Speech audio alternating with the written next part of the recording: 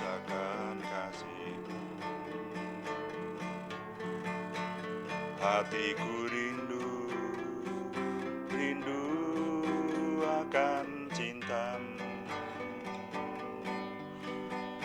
Siramilah taman hatiku yang kering ini, agar cinta-Mu bersemi di hatiku.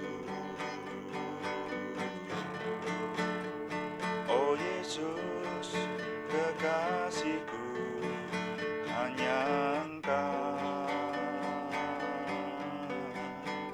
Nama-Mu kan ku ukir di hatiku. Seumur hidupku hanya bagi-Mu, Yesus, bukan setia selamanya. Jiwaku haus akan kasih-Mu. Hatiku rindu, rindu akan cinta-Mu. Siramilah taman hatiku yang kering ini, agar cinta-Mu bersemi di hatiku. Oh Yesus, kekasihku, hanya Engkau. Nama-Mu kan ku ukir di hatiku. Seumur hidupku hanya bagi-Mu, Yesus, bukan setia selamanya. Bukan setia selamanya.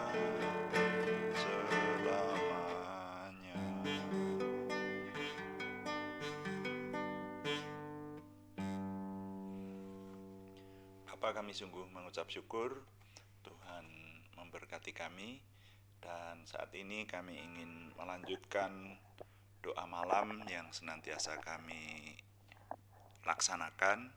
Kami menyerahkan kepada Tuhan untuk Tuhan yang terus memberikan perlindungan dan pimpinan, sehingga semua yang kami kerjakan menjadi kemuliaan bagi nama Tuhan terutama, dan juga melebarkan kerajaan-Mu, menyelamatkan banyak orang, meneguhkan iman banyak dari kami, dan menjadi berkat buat kami. Terima kasih Tuhan, ketika kami melayani Tuhan dengan doa, juga kami menyerahkan oleh kasih karunia-Mu saja, maka doa kami penuh dengan kuasa. Terima kasih Bapa, dalam nama Tuhan Yesus Kristus kami berdoa. Haleluya. Amin. Selamat malam Bapak Ibu, Saudara sekalian yang sudah berada di sini bersama dengan kita di sini untuk menyelesaikan doa malam kali ini. Nah, saudara sekalian, dalam doa malam temanya adalah bebas, tapi ya tetap judul renungannya adalah bebas ya. Tapi kalau temanya rasanya tetap terikat dengan tema tahunan kita ya, yaitu mempersiapkan kemenangan, dan itu memang tema yang cukup luas, kecuali menang terhadap situasi khusus ya, pandemi COVID-19 yang kemarin kita hadapi dan sekarang sedang menuju kepada pemulihan. Mempersiapkan kemenangan itu juga untuk mempersiapkan kemenangan dalam hidup. Nah, saudara sekalian, sore ini judul renungan kita masih sesuai dengan hari-hari ini yang kita rasakan, ini adalah Lebaran hari keempat, ya. Lebaran hari keempat, dan situasi Lebaran itu identik dengan situasi liburan.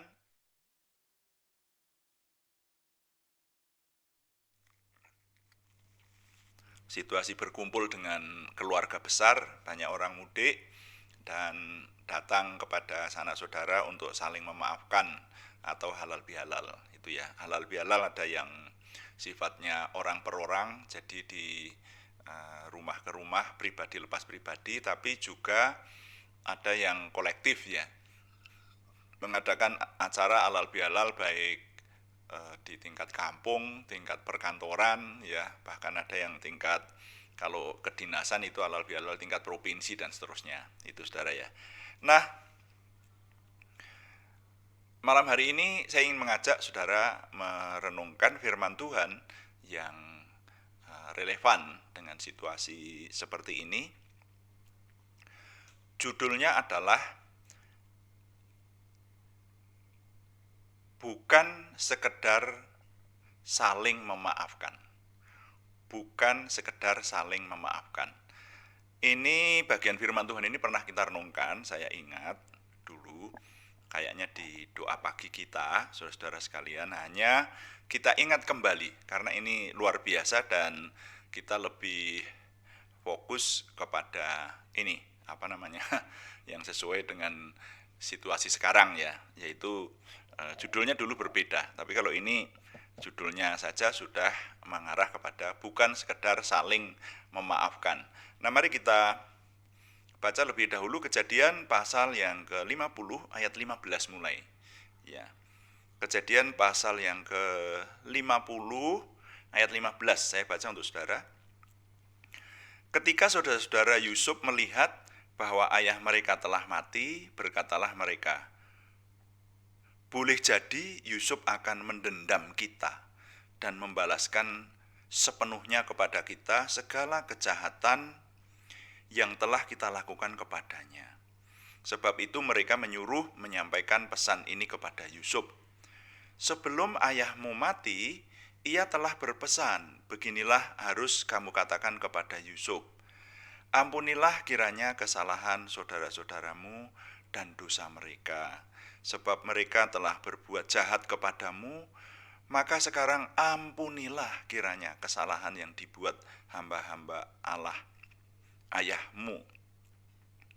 Lalu menangislah Yusuf ketika orang berkata demikian kepadanya. Juga saudara-saudaranya datang sendiri dan sujud di depannya serta berkata, kami datang untuk menjadi budakmu. Tetapi Yusuf berkata kepada mereka, janganlah takut, sebab aku inikah pengganti Allah. Memang kamu telah mereka-rekakan yang jahat terhadap aku, tetapi Allah telah mereka-rekakan untuk kebaikan, dengan maksud melakukan seperti yang terjadi sekarang ini, yakni memelihara hidup suatu bangsa yang besar.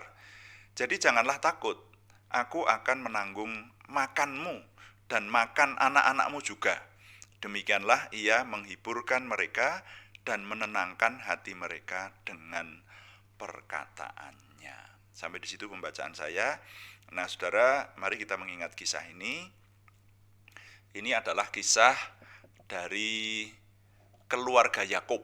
Ya, Abraham memperanakkan Ishak, lalu Ishak memperanakkan Yakub, lalu Yakub memperanakkan 12 anak laki-laki dan 1 anak wanita. Nah, salah satunya yang menjadi fokus perhatian dalam kisah ini adalah Yusuf. Yusuf itu sebetulnya bisa disebut kakak si bungsu ya, si bungsu Benyamin. Ya, lalu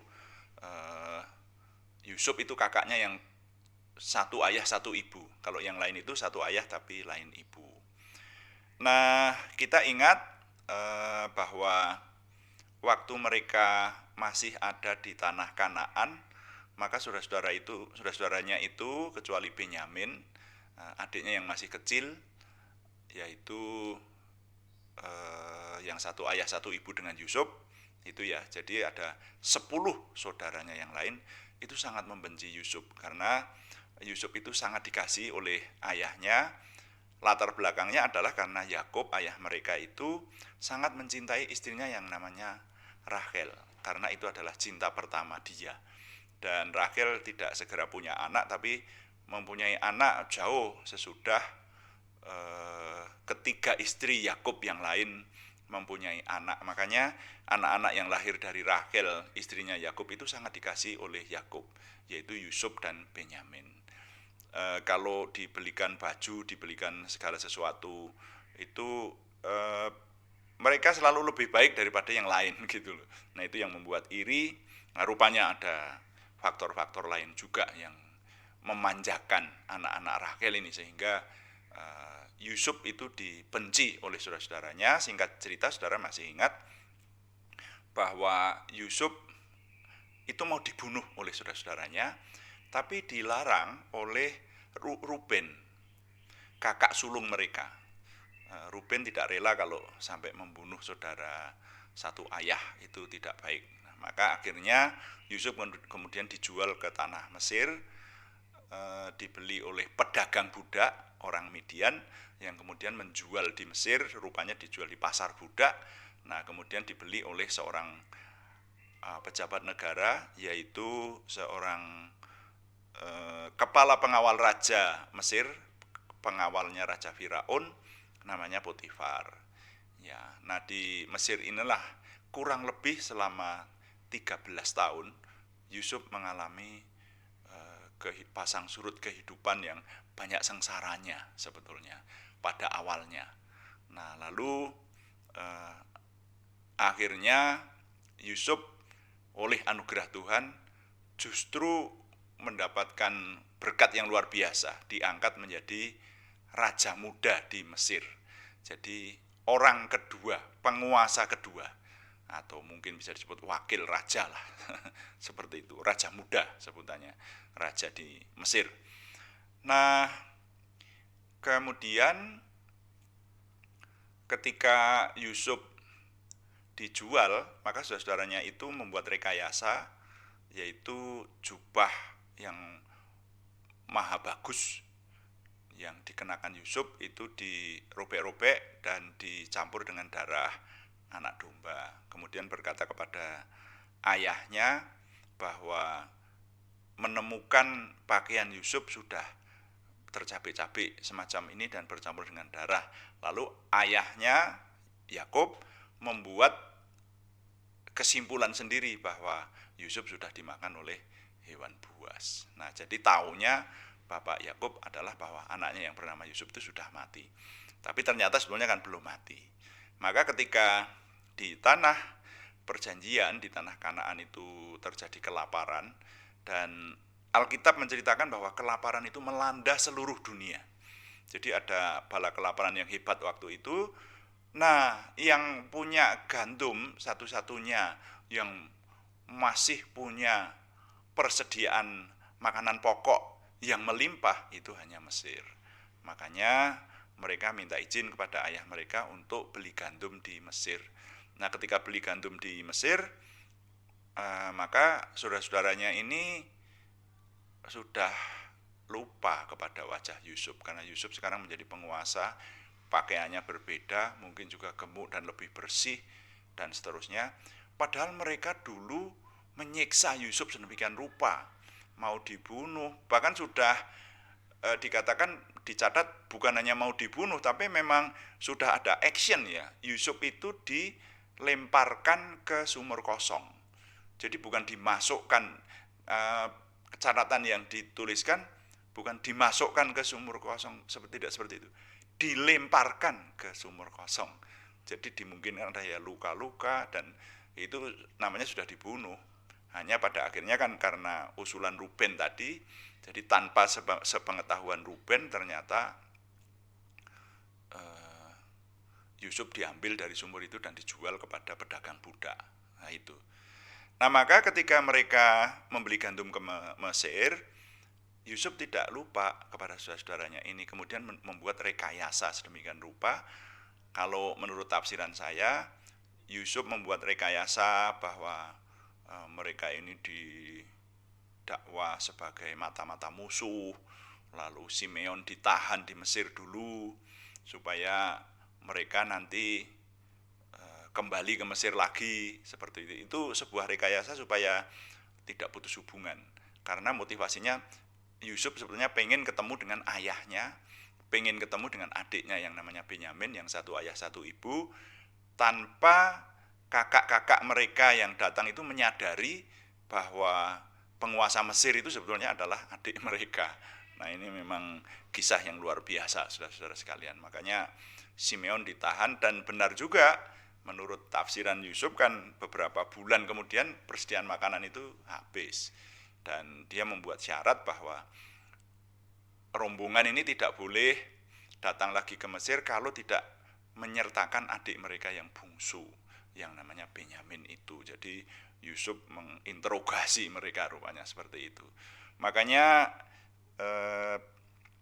perjalanan mereka ini sebetulnya penuh dengan liku-liku ya, si kakak-kakaknya Yusuf yang 10 orang itu.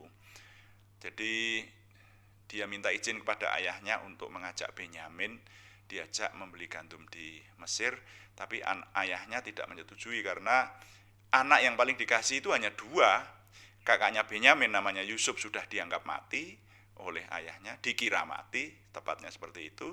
Nah, sekarang adiknya ya, itu satu-satunya tinggalan dari almarhum istrinya Rachel yang meninggal ketika melahirkan Benyamin. Jadi Yakub tidak mengizinkan, tapi dengan tarik ulur sedemikian rupa di sana ada kepahlawanan Yehuda dan seterusnya itu ya. Tapi singkat cerita akhirnya Benyamin diajak ke Mesir membeli gandum, kemudian Yusuf masih membuat rekayasa sedemikian rupa, Benyamin dijadikan terdakwa, kemudian saudara-saudaranya itu pada geger, pada stres, pada tertekan karena tidak bisa membawa pulang adiknya. Nah, ada momen luar biasa ketika Yusuf membuka diri bahwa dirinya adalah Yusuf, saudara mereka. Gitu. Jadi di situ terjadi pertemuan yang mengharukan.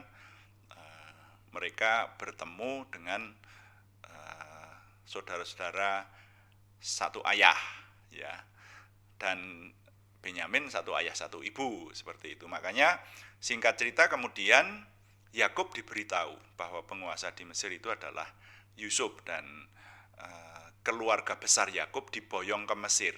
Diboyong ke Mesir, saudara baca nanti kalau saya nggak salah ingat itu kan jumlahnya 70 orang. Nah, tapi ucapan-ucapan Yusuf ini yang penuh dengan ucapan profetis kalau menurut saya. Ini kan sebetulnya satu keluarga besar.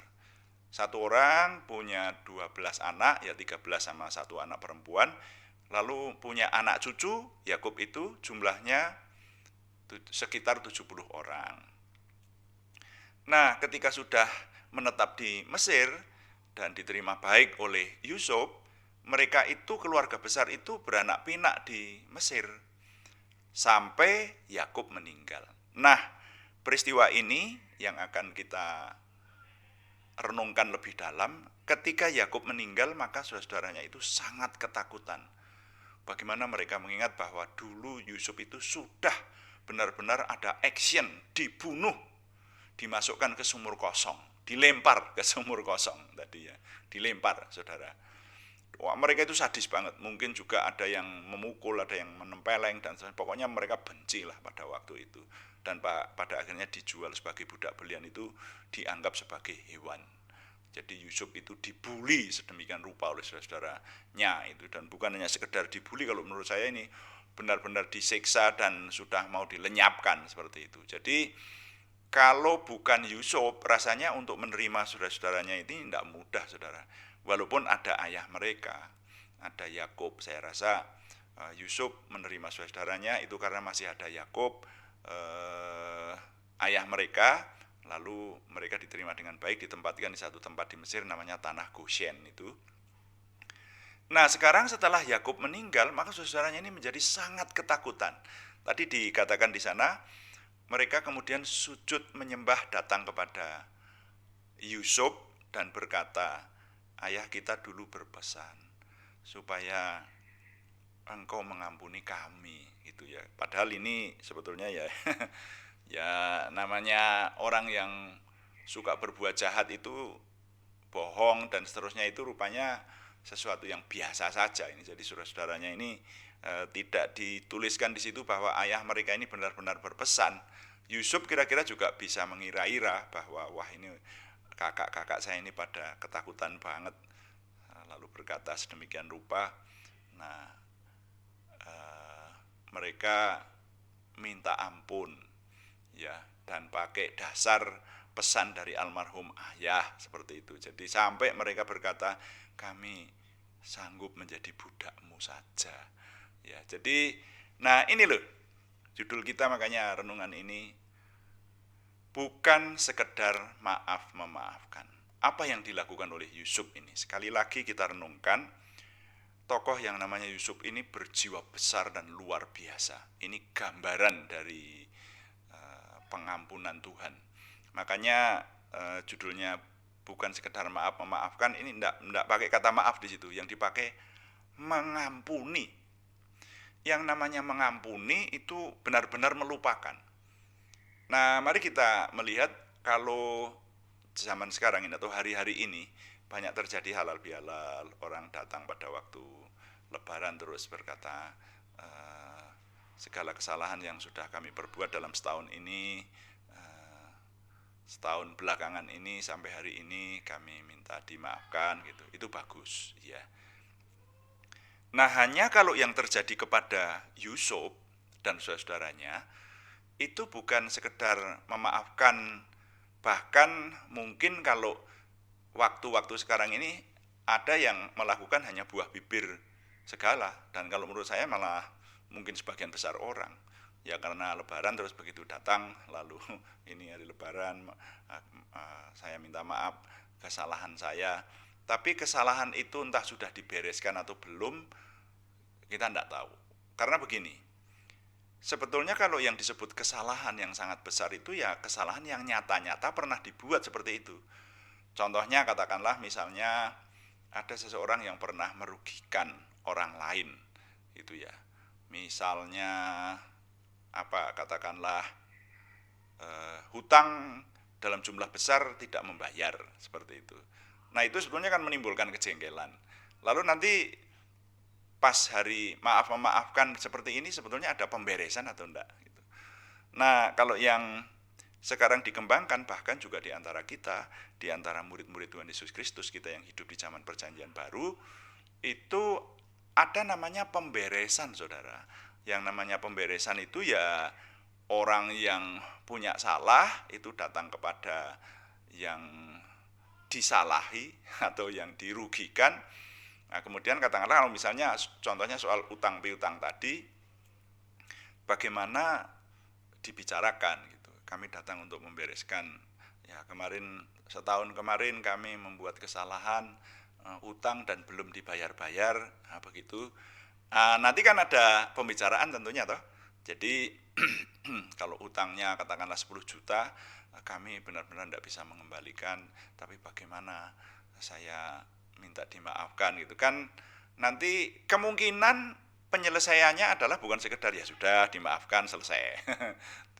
Mungkin tidak seperti Yusuf semua, saudara, tapi ada orang yang mengatakan ya sudah, kalau bayar separuh bolehlah saya ikhlas yang separuh, tapi separuh kalau diangsur bisa enggak? Nah, katakanlah yang satu setuju bisa diangsur separuh, ya sudah saya ikhlas, saya maafkan begitu.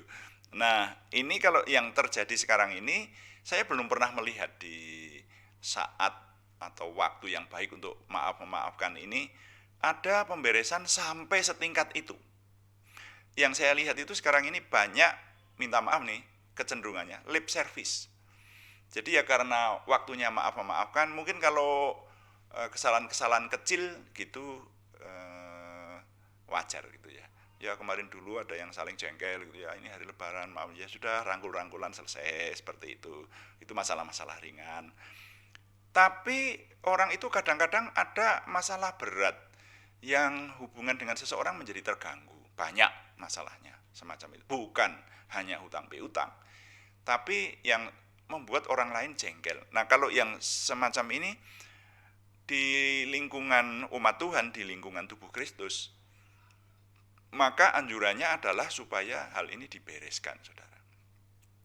Dan salah satu bagian Alkitab yang memberikan keteladanan kepada kita adalah Yusuf. Wah, ini luar biasa. Kalau menurut saya, Yusuf itu luar biasa.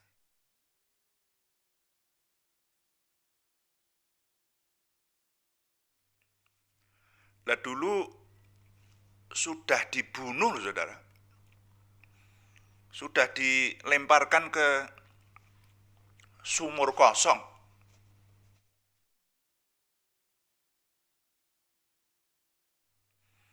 Dan berikutnya dijual layaknya seekor hewan. Jadi saudara, kalau dijual sebagai budak belian itu memang derajatnya sudah turun. Seperti hewan. Gitu.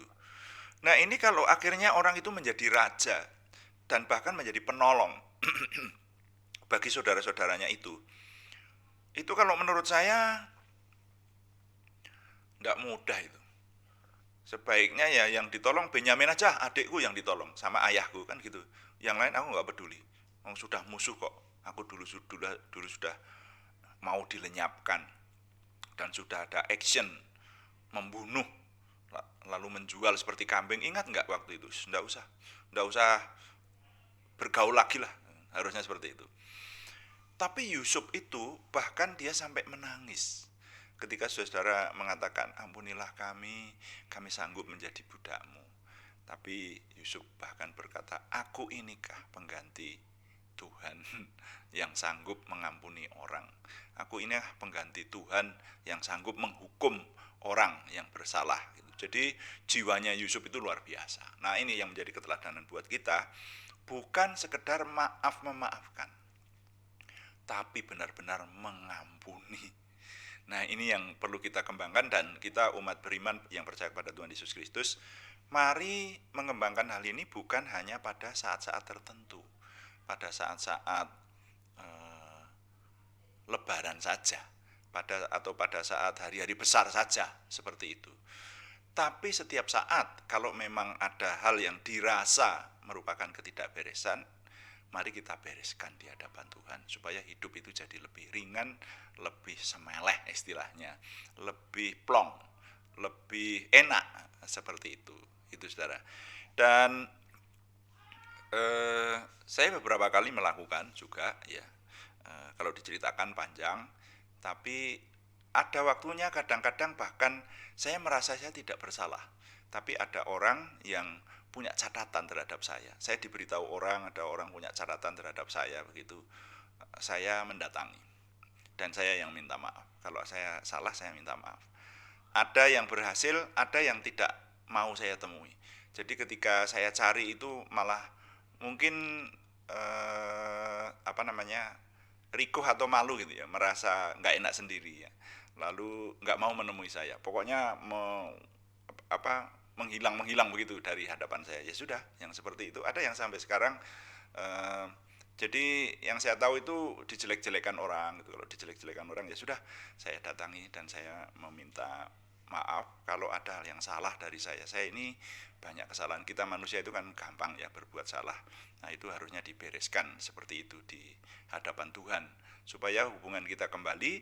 Karena kemarin juga kita baca ayatnya yang berkaitan dengan ini, kalau mengampuni orang maka Bapa yang di surga juga mengampuni, kalau tidak mengampuni orang maka Bapa yang di surga juga tidak mengampuni kita. Jadi membereskan hal semacam ini bukan sekedar memaafkan yang buah bibir atau lip service saja, tetapi mari kita meneladani Yusuf ini, mengampuni, ini pengampunan yang luar biasa. Jadi Yusuf dalam perjanjian lama ini memberikan keteladanan yang luar biasa supaya kita memiliki jiwa besar untuk membina hubungan antar sesama keluarga, antar sesama sahabat, antar sesama tubuh Kristus, bersama-sama memuliakan dan menyembah Tuhan. Seperti itu. Saya berharap renungan singkat ini memberikan inspirasi yang besar dan kita menggunakan momen yang baik ini untuk membawa hidup kita lebih beres di hadapan Tuhan. Tuhan dipuji, amin. Mari kita melayani Tuhan dengan doa.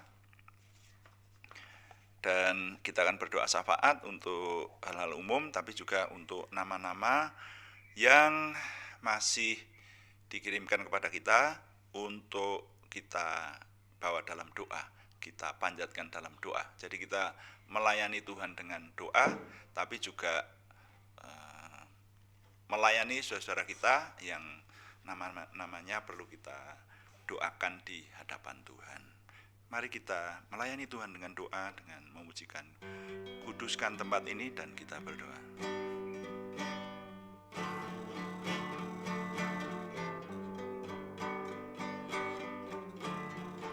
Kuduskan tempat ini,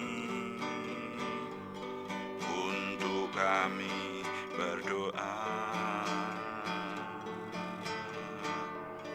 Kuduskan hati ini, untuk kami menyembah. Biar segala perkara ku serahkan padamu, Yesus, dan Roh Kudus bekerja membimbing kami semua.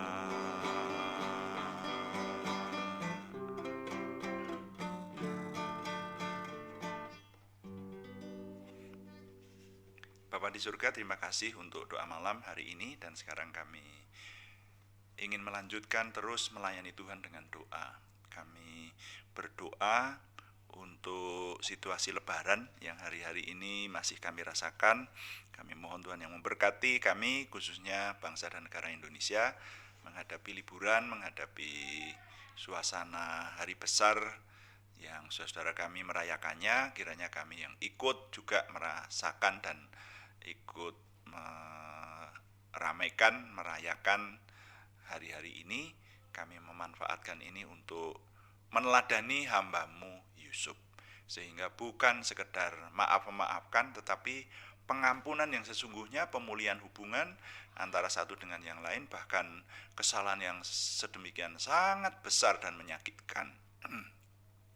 Tetapi Yusuf sanggup melakukan semuanya itu oleh anugerah Tuhan. Berikan kami yang hidup dalam perjanjian baru, kami juga mampu melakukan hal-hal besar untuk kemuliaan nama Tuhan.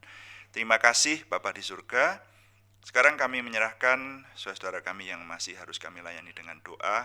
Kami panjatkan nama-nama saudara kami yang membutuhkan kesembuhan dari Tuhan. Kami berseru dalam nama Tuhan Yesus Kristus, Yeshua HaMasyiah. Tuhan memberikan kesempurnaan kesembuhan, baik pemulihan jasmaniah maupun pertumbuhan jasmani maupun kejiwaan. Kami menyerahkan Tuhan yang terus menolong. Saudara kami Aryati Wirawan, saudara kami Arni Setiawati, saudara kami Budi Suswanti, saudara kami Yohanes Sutarman, semuanya di Purwodadi. Juga saudara kami Siti Rondiah, saudara kami Cahyani Bagiawati di Semarang, saudara kami Alek Geovano Wibowo di Salatiga, saudara kami Kristiningsih Joko Widodo di Yogyakarta. Juga pergumulan yang lain selain kesembuhan, yaitu pergumulan dari saudara kami Sri Purwati di Penawangan, saudara kami Yohana Asri Sabtorini di Kediri, juga saudara kami Ananda Thomas Setio Adi Prakoso di Purwodadi. Apa yang mereka minta, mereka doakan, mereka kumpulkan, kami mohon Tuhan yang memberi, sehingga apapun yang menjadi cita-cita dari saudara kami ini, keinginan yang sangat dimohon dari Tuhan, Tuhan yang memberi, sukses, berhasil, Tuhan berikan terobosan baru, jalan keluar, sehingga pertolongan Tuhan nyata atas kami. Terima kasih Bapa di surga, kami mengucap syukur, kami mohon Tuhan yang terus memberkati apa yang kami kerjakan dalam pelayanan ini, baik pelayanan onsite maupun online, dan Tuhan yang menolong kami untuk menyempurnakannya, baik kesempurnaan dalam hal isi acara yang akan kami kembangkan, kegesitan dan kesatuan hati tim pelayanan yang ada di sini dan juga kami semua yang menyatukan hati sehingga pelayanan ini semakin meluas. Nama Tuhan semakin dimuliakan, ditinggikan, kerajaan Tuhan semakin dilebarkan, banyak orang semakin diselamatkan, diteguhkan imannya, dan kami semua diberkati. Terima kasih Bapak, setiap hari kami terus mengucap syukur karena Tuhan memberikan kami makin memiliki pengenalan akan Tuhan lebih baik, semakin memiliki percaya diri, semakin memiliki antusiasme, optimisme, semakin memiliki semangat dan bergairah menyambut masa depan yang penuh pengharapan karena Tuhan bersama kami. Terima kasih. Kami sudah berdoa dan mengucap syukur. Mohon Tuhan yang menyempurnakan doa ini oleh pertolongan dan pimpinan Roh Kudus. Semuanya kami persembahkan dengan mantap percaya dalam nama Tuhan Yesus Kristus Juru Selamat kami. Haleluya. Amin. Demikian doa malam hari ini, dan kami ingin beritahukan bahwa doa malam dilaksanakan sehari 2 kali, yaitu jam 5 pagi dan jam 18 sore waktu Indonesia bagian Barat. Ya, yang tidak bisa pagi silahkan sore, yang tidak bisa sore silahkan pagi.